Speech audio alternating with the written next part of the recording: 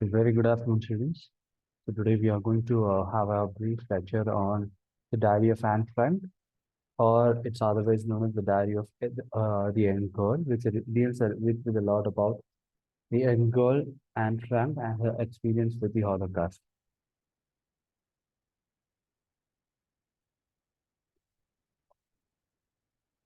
To start with, we usually consider Anne Frank's diary as an example, best example for what it means by personal narrative. So, what is personal narrative? The usual definition is a kind of narrative writing which deals with one's personal experience. And since personal narrative, it's always personal, it deals with the culture and the place associated with the person. So, culture, place, and everything is involved when we talk about personal writing. And diaries are some of the best examples, diaries and journals are some of the best examples for personal writings. And in this context, Anne Frank's diary is a very good example of personal narrative as it deals with a lot about what was happening during Holocaust, what was the state of the Jews during Holocaust. And another thing about personal writing is it's always written from the first person narration. The author places himself in the place of the person and narrates the things that are happening around the person. So another thing that we can talk about when we talk about Anne Frank is Holocaust literature. So usually Holocaust literature it deals with the disruption and estrangement caused by the Nazi genocide upon the Jews.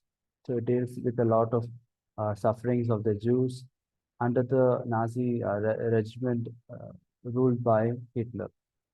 And another thing is it involves Holocaust literature involves a lot of life writing. Apart from the fictional narratives and movies concerning Holocaust, it involves a lot of life writing, which includes diaries again, letters, journals, from the victims of the Nazi genocide. So when we are talking about Holocaust, we are talking about a conflict, and there are certain premises of conflict literature. So this is not just with Holocaust, it can be part of any conflict literature, be it the issue of the Sri Lankan Tamil crisis in Sri Lanka, or okay, the issue of the sufferings of uh, Palestinians in the Israel-Palestine conflict, be it be anything, right? Okay, so there are certain premises of this literature. One is memories. When we talk about conflict literature, memories are very important, and memories are meant to be kept alive. So whatever that happened in the past are meant to be kept alive when we talk about conflict literature. And the very important point that they stress is forgetting. Forgetting the sufferings endured by the people or endured by the subaltern people is a crime.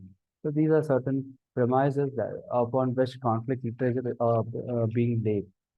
So with that note, okay, we'll directly go on to the diary. So this particular diary was written between 1942 to 1944. So when Anne was provided or gifted this diary by his father, right? And another reason for her starting writing this diary is she felt a lot of loneliness. She didn't have a proper friend to talk to while she was into hiding, while she was into the secret annex. And this particular diary was her only comfort space. So she received the diary on the 12th of June 1942, and 1944 was the year when she last made an entry into the diary. And this particular diary is usually addressed to her friend by the name, it's an imaginary friend by the name Dear Kitty. And this particular diary, okay, you can find places where it is usually wrote in Dutch. Occasionally, she uses German as well as English words. Okay. So this is just about a historical background of what was really happening around the life of Anne Frank. So she was born in the year 1929 in Frankfurt, or which is situated in Germany, to the Franks. So she had an elder sister by the name Margaret, who was 3 years elder to Anne, and and since That time there was a lot of unemployment that was happening among the Germans. Adolf Hitler and his party started gaining more and more supporters. And one thing about Adolf Hitler is he had a racial prejudice upon which he started hating the Jews, that they were to be blamed for everything that is happening around in the country. So he used the widespread hatred towards the Jews to his advantage when he formally won the election. And when that happened, Otto and his wife, that is Edith Frank, along with his daughters, they moved to Amsterdam because they didn't like how people are being treated, didn't like how the Jews are being treated in Germany. And upon settling in Amsterdam, he started a business where they sold pectin, which is a gelling agent which is used to make jam. So business. He started doing his own business upon settling in Amsterdam, which is in Holland. Okay, so whatever we are going to discuss is not the entire diary. It's about just extracts from the diary of Anne Frank. So it deals with Anne Frank's experience between the year 1942 and 1944. It deals with the call-up notice. It deals with a lot of the German secret police. It deals with incidents of Jews being captured. Okay, it deals with incidents of concentration camps where Jews are being put into. It deals with incidents of um, mm, okay. It also deals with the incidents of how the Jews are being hunted as slaves. So all this particular Anne Frank's experience is between 1942 to 1944, where they settled up in Amsterdam and where they settled up in a secret place, fearing concentration camps and fearing deportation into these concentration camps. So what is happening is actually one fine day, okay, they have been informed that they have received a call of notice, or in other words, it's like a warrant for Margaret. And when they come to know about this, they decide to go into hiding, right? They decide to go into hiding, and they are helped by a few people, right? Okay, so they gather every bit of their belongings, right? Along with the help of mate and Jankees, right? They settle in a secret place, which came to be known as the secret annex, right? And just to avoid the humiliation caused just because of the racial prejudice of Adolf Hitler, right? And just to survive, these people go into hiding. So this is just a brief introduction about the place where they're hiding. It's on the outside, it's just an apartment, or it's like a business place which Otto Frank owned. And these people, okay, it includes like 7 people, right? And they hide in this place, and from the outside is just a wooden cardboard, right? Okay, so you can read it here, right? So just a brief introduction about the secret annex, right? Okay, on the outside is just a wooden staircase. So when you open the wooden staircase, okay, there are like 2 doors. The entrance of the left door, it leads to a spy storage unit, an attic, and a loft. And another door, it leads to the street, which is usually found in every traditional Dutch flight of steep angled stairs. Secret annex was at the back of the door and can be accessed through the door in the right side of the landing.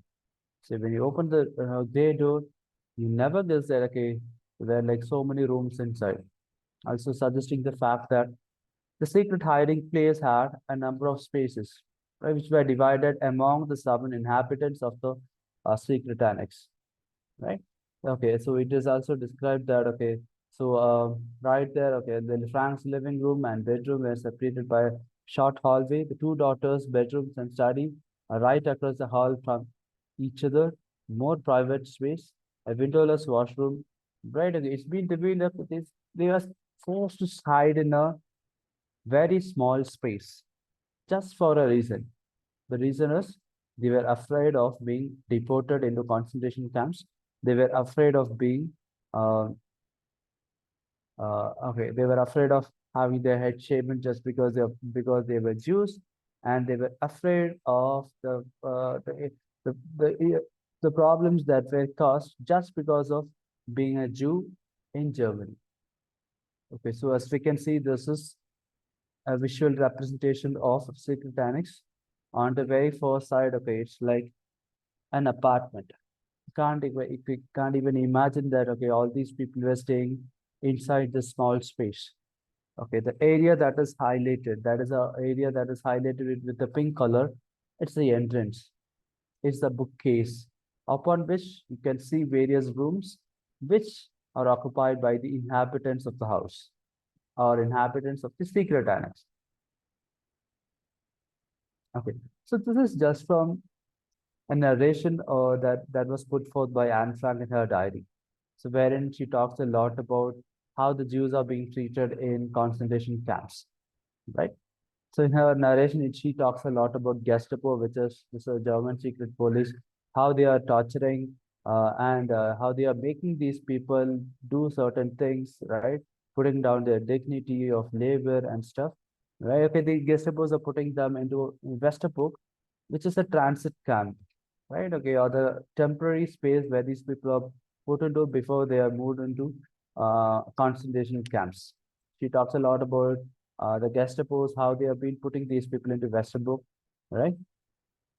And how difficult was the situation over there. There was only one toilet and a sink, and the people are forced to use this. And okay, water supply was only accessible for 1 hour a day, right? And everyone is forced to share a bit, right? And Jews in particular are forced to shave their head just to mark them as Jews, right? So this was a suffering of Jews in transit camps. If this was the suffering of Jews in transit camps, can imagine the state of their suffering in concentration camps. Okay, now what are the things that we can understand? Okay, what are the issues of Jews that we can understand out of just by reading Anne Frank's diary?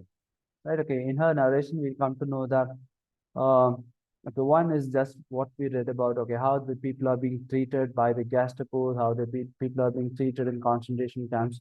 Now, the other thing that she reveals is the college students are forced to sign an official order, right? That they sympathize with the Germans and approve of the new order that is just nothing but hating the Jews, right? And any student who refuses to sign will be deported to German concentration camp. And she reveals that, Anne Frank reveals that her life was nothing but a fact of life or death. Okay, she faces her own death, right? And she comes to a point where she makes a statement that, okay, the earth is going to function or this world is going to revolve around, right? And whatever happens to her, right, is not going to affect much of the people around. And she states that, okay, from her state, okay, we can understand or analyze the state of Jews around. At times, she even considers her life as a bed of roses, right? Her life as a luxury compared to those of the Jews who have entered uh, concentration camps. Okay, so this is just a brief intro about Anne Frank and her diary, how she records the things that are happening in her life, and certain things that we can understand out of her record is the loneliness that she faces, the loneliness of adolescence, right? That she endures, right? How it's very difficult to endure through the times of survival, through the times of conflict, right? And how it's very hard for them to stay inside the secret ranks just to survive, right? Okay, so to note more on the secret rank, you are not supposed to talk, right? How can we ever stop talking? Right? Such was the situation of the Jews who were into hiding. Okay, so another thing is there were like apart from the secret annex that is described by Anne Frank, there was numerous other secret annex or secret bunkers, right? And when the Jews are being discovered, the treatment that they endured is worse. And with that note, I'll conclude my session on Anne Frank's diary. Thank you for listening to me. Hope you have a good day.